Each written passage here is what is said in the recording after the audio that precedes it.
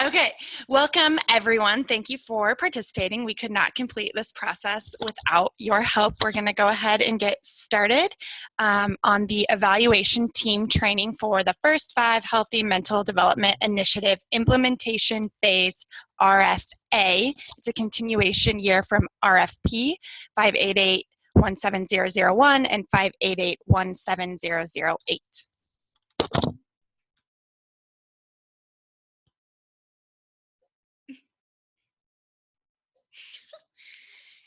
Your role as a reviewer is to provide an unbiased and objective review of each appropriately submitted application in Iowa grants. Some of your responsibilities include review and become familiar with the funding opportunity in Iowa grants in its entirety. That includes the RFA document, any amendments, the contract template, the review tool. Complete a review of each assigned application in accordance with the competitive selection document and evaluation review criteria. Some expectations as a reviewer: ask questions if necessary. Make sure to provide comments on the review tool to support the expectations and requirements of each component or form. Complete and submit review tools within the specified timeframes, and if necessary, assist IDPH in an appeal process as requested by the AAG. Usually with RFA years, we don't have appeals, but there is a very slight possibility that that could happen. What is bias? In the context of competitive bidding, bias means favoring or opposing an applicant by ignoring objective evaluation criteria. Bias in this context does not necessarily include familiarity with possible bidders or possible products, assuming the evaluator will evaluate applications using the evaluation criteria. If a reviewer has a bias, then this should be considered a conflict of interest.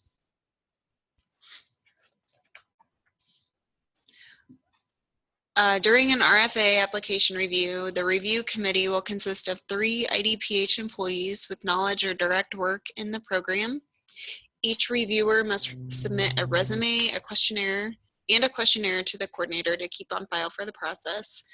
And you must also sign a conflict of interest and confidentiality form before beginning any evaluation or reviews. You must complete the training and understand the program evaluation criteria, and you must conduct and submit the review tool within Iowa grants within the timeframes identified, which we will go over. If you do have a bias or a conflict of interest, you will not be allowed to review the application submitted by the applicant, and depending on the department needs, you might not be allowed to review any applications for this funding opportunity. Timelines and due dates for the review process. Applications are due May 16th. Technical review will be completed on May 17th, and reviews will be opened up to everybody on May 18th. That's if we have the resume, questionnaire, and the conflict of interest from everybody by then. Reviews completed and submitted by June 1st. And if there's any fixes that need to be submitted, those will be June 5th, and the posting of the NOIA is June 8th.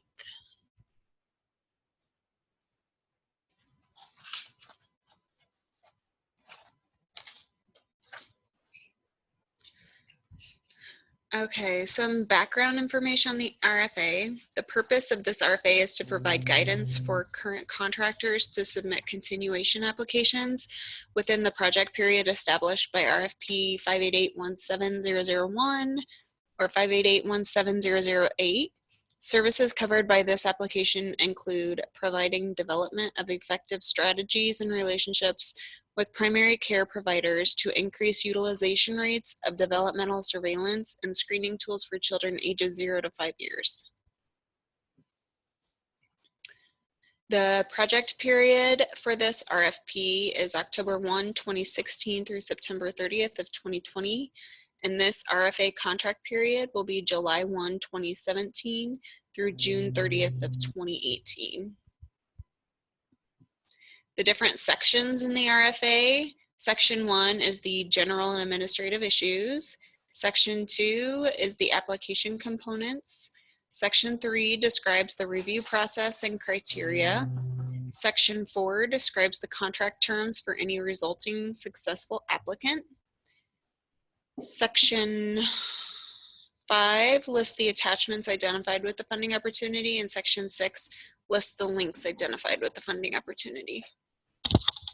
Okay, I'm going to talk about Section 2.01, Description of Work and Services.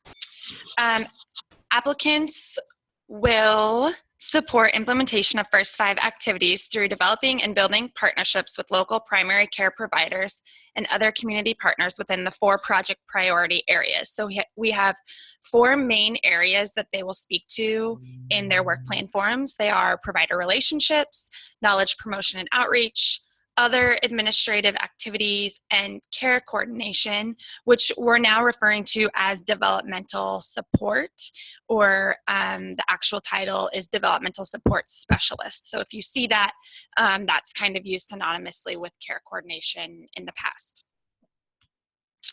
Goal 1 is to increase the number of primary care providers within the contracted service delivery area who are using a standardized developmental screening tool to identify children who are at risk or need low-level intervention. So then they have 7 objectives under this first goal. They can have a number of goals for each objective. So the first objective is to continue to build and maintain the capacity of local primary care providers to provide developmental surveillance and screening for social, emotional development, family stress, parental depression, and autism. Objective 2, identify or maintain at least 1 referring practice in every county of the service delivery area. So each of our applicants have various numbers of counties that they serve, but we want to make sure that they're serving each county in their service delivery area. 3, conduct trainings and convene individual practice providers to implement developmental identification guidelines and referral process promoted by the current edition of Bright Futures. Bright Futures is a surveillance tool. Objective 4, maintain a formal referral and follow-up system between public and private providers who provide healthy mental development services to children and families. Objective 5, refine the integration of developmental support and referral strategies, including using effective follow-up and feedback strategies with primary care practice partners. Objective 6, integrate first 5 project activities within existing agency child health programs and related EPSDT services. And Objective 7, identify training and consultation needs that can be met by utilizing the practice transformation contractor. So that's a team from the University of Iowa that can come out and facilitate different trainings for other providers or community partners. And the way that we number these objectives, if it goes with goal 1, it starts with 1 with the objective, so objective 1.1. And then as we move on to goal 2, you'll see the objectives start with a 2. It can get a little bit complicated when you're reviewing, so just make a note of how they appear within the RFA document. So goal 2 is to educate EPSDT providers and other community providers to increase the knowledge of the importance of developmental screening and social determinants of health. So objective 2.1 is to promote the knowledge of children's healthy mental development, including identifying and responding to parental depression and recommended interventions through trainings and outreach to primary care and related providers. Objective 2, describe plans to expand outreach messages to other key target audiences.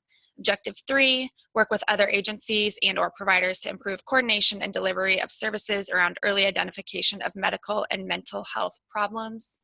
Objective 4, provide leadership and work with community partners to maintain a current resource directory for the first 5 service area. And then Objective 2.5, convene community-based trainings for EPSDT service providers and partners on health-related topics that impact young children's development, such as the ASQ, the ASQ-SE, and the EPDS screening tools.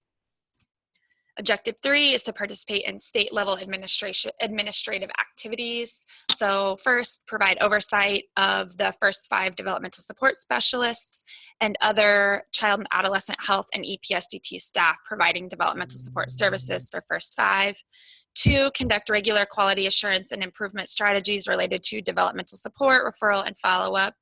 3, review, monitor, and share first 5 data with community partners, local boards of health, agency staff, primary care providers, etc. And then 4, ensure the first 5 site coordinators and developmental support specialists meet the training requirements within the first 6 months of hire. And we'll talk about that in a little bit. And then the last goal is to provide developmental support services, remember we used to call that care coordination, to families and provide feedback on referrals to primary care providers. So first, implement a formal referral and follow-up process with primary care providers and community partners. Monitor the effectiveness and quality of the referral process and communication. Develop a local first 5 developmental support protocol. And then that meets the standards of the first 5 developmental support protocol found in the first 5 handbook, which is included on our website or also as part of the funding opportunity. So let me know if you can't find the handbook. If you need to take a look, I can let you know where to find that. And then last, use and/or develop and use a procedure for identifying and referring children with special healthcare needs to an appropriate agency that specializes in serving them. One thing I didn't talk about is that there will be 18, we anticipate 18 applicants, and we have 6 reviewers. So each of you should anticipate 3 applications to review. So staffing or personnel requirements, the site coordinator must be at least one FTE. They can also be doing care coordination or developmental support. So their title will be site coordinator, but they can spend some time doing care coordination, also known as developmental support, and they must cover the entire service delivery area.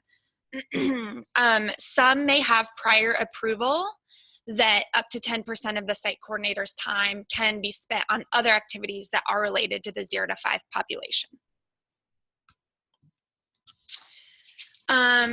The first 5 site coordinator must be a health professional with a bachelor's degree in health education, social work, counseling, related fields that are listed there. After at least 2 documented attempts to hire a qualified individual, agencies may request an exception to policy for this, and some may have that. So they may note that they have an exception to policy if their site coordinator does not meet the educational requirements. New staff must complete or have completed the core competency staff training requirements within 6 months of hire. Those trainings are listed in section 2.02 if you want to take a look at them, but they must be completed within 6 months of hire or have a plan to complete within 6 months of hire. The site coordinator must spend a minimum of 40% of their time on infrastructure building activities. So that includes anything that has to do with working with primary care practices or community partners. And then they also keep a time study that shows how much time they spend on these activities. So the first 5 developmental support specialists, 1 or more individuals may serve in this role. Staffing must be sufficient to successfully implement the project within the entire service area. This also can sometimes include subcontracted staff. This position also requires certain qualifications. So an RN, a health professional with a bachelor's degree or higher in health-related fields that are listed, or an LPN or a paraprofessional that works under the direct supervision of the first 5 site coordinator or child and adolescent health project director. So those requirements are a little bit more broad than they are for the site coordinator. And then again, these staff also must complete staff training requirements within the first 6 months of the first project contract year. So if they're existing staff, they should have already completed these trainings or have a plan to complete them within their first 6 months. So now we're going to talk about the forms. This is section 2.03 of the RFA. The first form I'm going to talk about is the first 5 implementation personnel. So this form requires specific information about the project personnel related to providing the services described in the RFA. We are requiring a resume or CV for each key personnel. So you should see that uploaded on the form. And we're asking them to identify at a minimum the program director, and oftentimes that's the child and adolescent health director, the first 5 site coordinator, which we talked about 2 slides ago, any first 5 developmental support specialists, which we discussed on the last slide. And then for each of these key personnel, they should put the title and position, their first name, their last name, their email address. They'll talk about their required trainings completed. If it's not required, like the program director is not required to do the trainings, then they'll put NA. If they list any other staff that aren't required for those trainings, they can also put NA. Their degree and education. Let's see. If the staff person doesn't have a degree, they may list relevant training or experience. And then lastly, their credential license number if that person has a professional credential such as nursing work. So the next form I'm going to talk about is the provider relationships form. All applicants must complete this form, and it demonstrates their relationships with current providers, so current primary care providers. This includes practice information on screening and surveillance tool, as well as referral data tied to that practice. Applicants must engage current first 5 primary care providers to provide healthy mental development, level 1 surveillance, and level 2 developmental screening. In the provider action plan section, they must include their current engaged practices with key accomplishments in the previous year, referring providers and activities to maintain that relationship, or a plan of action if that provider is a low referring provider. Also, they must outline any new identified practices or plans for new identified practices and demonstrate plans for continued growth to target primary care partnerships with an overall increase in number of practices of at least 5% of their total number of current provider relationships. And then a note is that the number of referrals project period to date should include referrals to date since the agency began conducting first 5 developmental support. So this may vary from agency to agency because not everyone started the project at the same time. And then you'll also see referral rate on this form, and that is calculated by number of referrals year to date divided by number of children 0 to 5 in practice. So you may want to check to make sure that they're calculating that referral rate accurately. So the next form is the work plan goal form. So those are those 4 goals that I talked about. So there are 4 work plan forms, 1 for each goal. These require the applicant to identify the service area and then provide specific detailed plans for their proposed project. So any activities planned with measures and rationale, who's responsible, timeframes, for each of the 4 work plan goals. And then they must identify activities for each of the objectives under each goal. So it may vary. They may have 1 activity for each objective or multiple activities for each objective.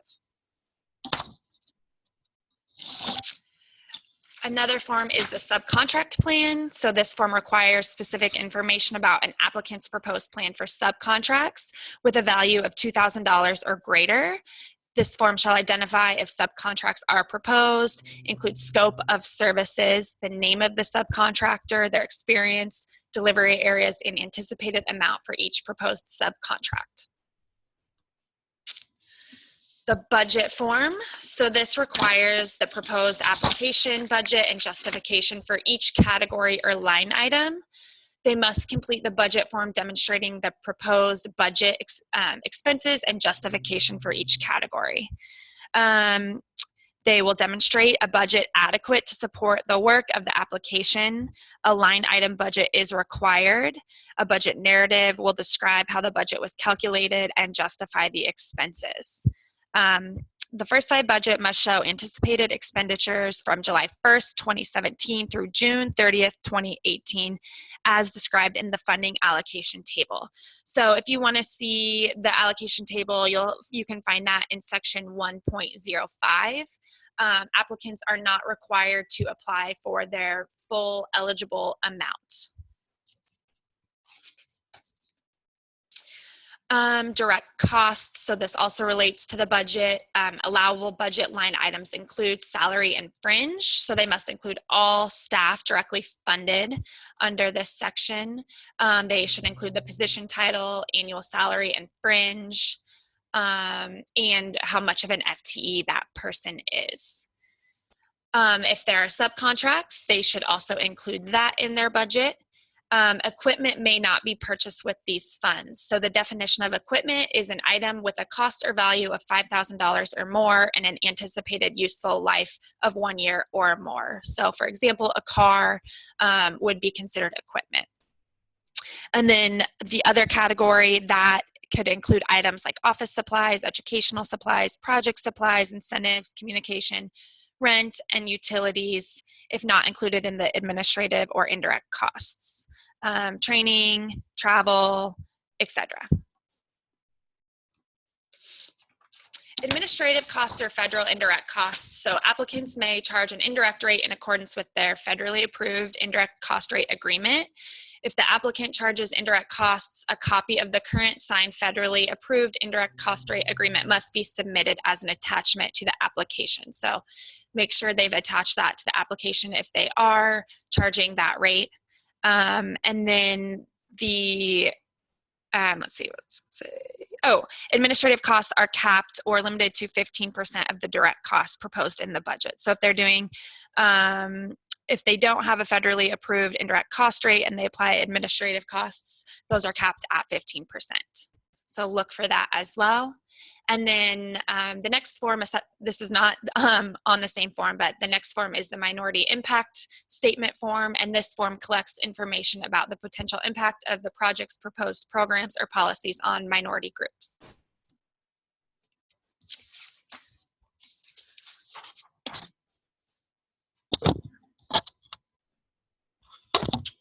The technical review will consist of a review by IDPH staff for the applicant's compliance with the mandatory requirements such as eligibility and application content. I'm typically the one that does the technical review. So the day after applications are due, I will get a list of the applications submitted. I will go through them, do the technical review, and then let Lucille know that reviews are ready to open up. Applications considered to be technically compliant will be independently reviewed for content and completeness. Applications will be reviewed without awarding points in accordance with Section 3 of the RFA. Comments are required and shall be specific about any potential technical assistance or form component negotiations that may be required. As an IDPH employee will not need to register in Iowa Grants, you should already be set up. The coordinator of the process will inform the help desk of the names of reviewers and assignments of applications, as well as due dates for the reviews. Reviewers will complete the review tool within Iowa Grants. Comments are required and shall be specific about any potential technical assistance or form component negotiations that may be required.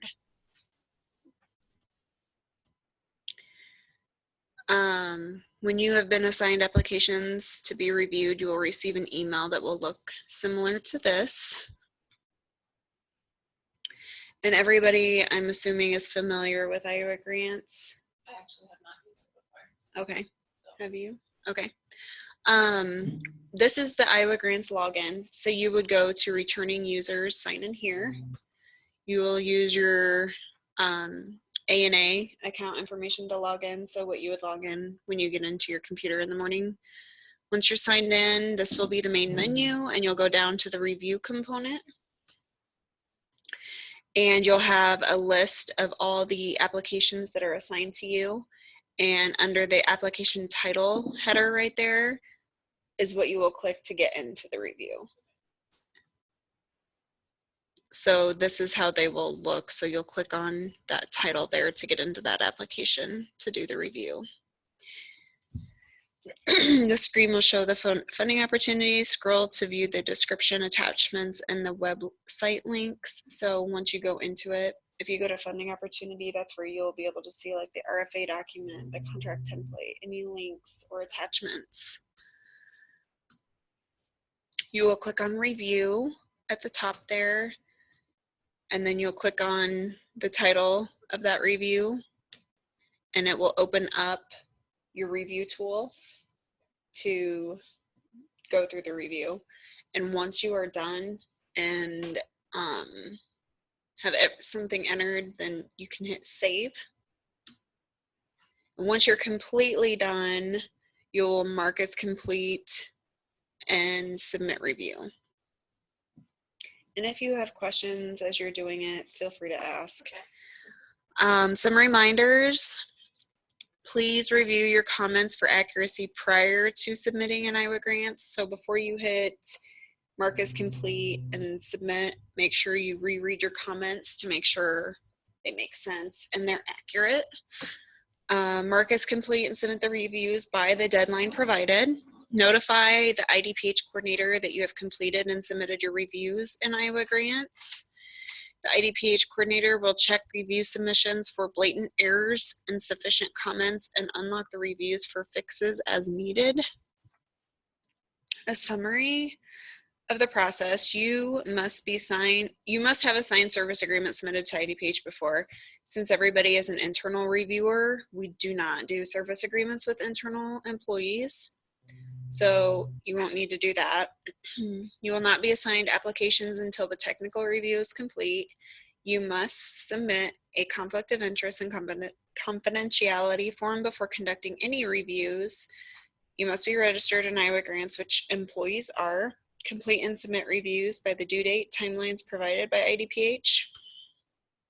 And if you have help, or if you have any questions or are having trouble accessing Iowa grants or have anything like that, you can contact Rebecca, myself, or the Iowa Grants Help Desk. Does anybody have any questions? Here, Heidi, let me unmute you really quick. Any questions from you, Heidi? So, will we have is there a kind of a checklist or some kind of form that we're going to have so that we can make sure that everything in the application, I mean, how do we keep track of that they've submitted everything that's required for each goal? Yeah, we do have a form. So you will receive. You have a form. Okay.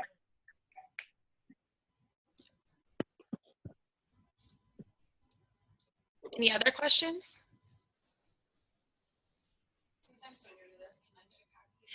Yes, we will send out the recording of today's training and then also the slides separately so that you can review them, definitely. Anything else? All right. Missy and I are available for questions, so feel free to ask us as you kind of navigate through these reviews. Also, the Iowa Grants Help Desk, like Misty said, can help with some of the more technical Iowa Grants things. Otherwise, I think we're going to end the training for today, and then we'll follow up with the recording and the PowerPoint. So thank you guys so much. We could not do this without your help. Thank you. Great, thanks.